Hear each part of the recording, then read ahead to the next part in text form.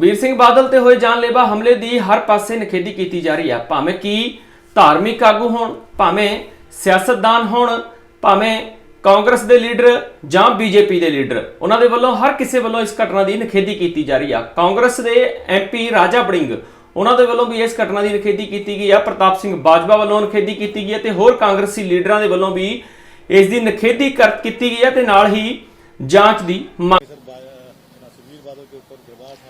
ये बदकिस्मती वाली बात है, गलत बात हुई है, ऐसा कभी नहीं होना चाहिए। गुरुद्वारे में तो हम अपनी जान बख्शाने के लिए जाते हैं, अगर गुरुद्वारे में मौत का सनाहा मिले तो बहुत इससे बुरी बात कोई नहीं है। 2-3 दिन से ये आ रहा था यहाँ पे, हमने नजर थी हमारी। हो सकता है उनको पता होगा, हो सकता है, मगर उनको ये अगर लगता था तो पहले ही पकड़ लेना चाहिए था। अब इतना इंसिडेंट होने के बाद कहीं पे हमने पकड़ लिया, तो अगर ये उनको मालूम था ये गलत आदमी है, घूम रहा है, तो प्रिकॉशंस पहले लेने चाहिए थे। पर जो भी हुआ गलत हुआ, कंडेमेबल है। आपको लगता है कि लॉ एंड ऑर्डर सिचुएशन वो तो सदा है ही पंजाब में, ये सरकार जब से ही लॉ एंड ऑर्डर सिचुएशन हर जगह है।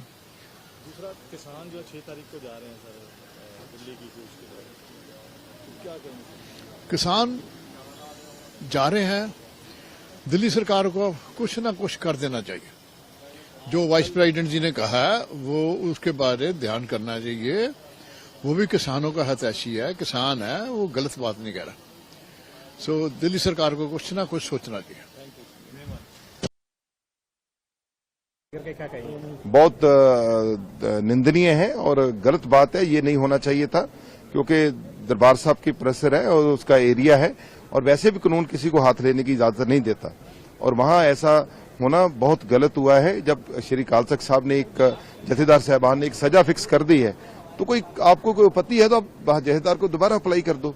तो लेकिन वहां सांझीवालता का प्रतीक है, लोग अरदास करने आते हैं, वहां किसी की भी तलाशी नहीं ली जाती और सब लोग बड़ी शांति के साथ आते हैं, सारे धर्मों के लोग आते हैं, सांझीवालता का प्रतीक है।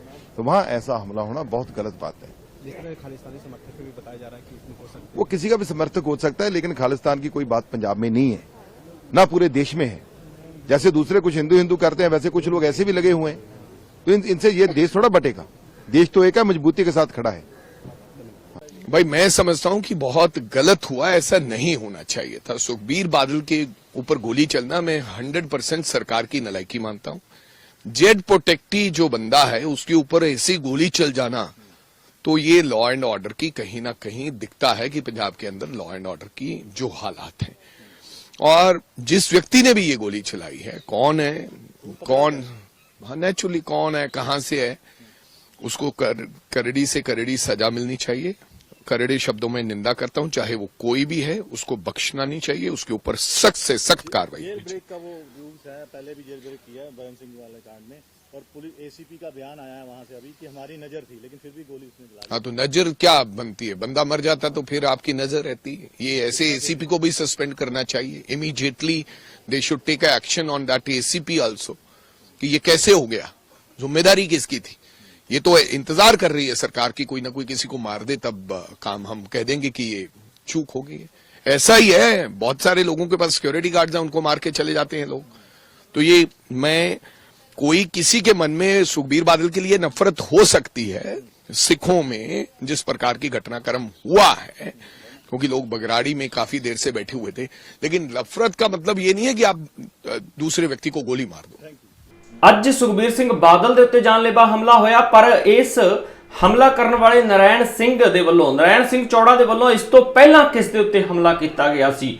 ਜਿਸ ਦੇ ਉੱਤੇ ਹਮਲਾ ਕੀਤਾ ਗਿਆ ਸੀ ਉਹਨੇ ਹਲਕਾ ਡੇਰਾ ਬਾਬਾ ਤੋਂ ਬੀਜੇਪੀ ਦੇ ਆਗੂ ਰਵੀ ਕਰਨ ਕਾਲੋਂ, ਜਿਨ੍ਹਾਂ ਦੇ ਵੱਲੋਂ ਬਹੁਤ ਵੱਡਾ ਖੁਲਾਸਾ ਕੀਤਾ ਗਿਆ, ਜਿਨ੍ਹਾਂ ਦੇ ਵੱਲੋਂ ਦੱਸਿਆ ਗਿਆ ਕਿ ਜਦੋਂ ਇਹ ਨਰਾਇਣ ਸਿੰਘ ਚੌੜਾ ਜੇਲ੍ਹ ਚੋਂ ਬਾਹਰ ਆਇਆ ਸੀ, ਉਸ ਵੇਲੇ ਸੁਖਬੀਰ ਸਿੰਘ ਬਾਦਲ ਨੂੰ ਤੇ ਮੈਨੂੰ ਧਮਕੀ ਦਿੱਤੀ ਸੀ, ਕੀ ਕੁਝ ਕਿਹਾ ਸੀ ਤੇ ਹੁਣ ਕਿਹੜੇ ਖੁਲਾਸੇ ਇਸ ਬੀਜੇਪੀ ਦੇ ਆਗੂ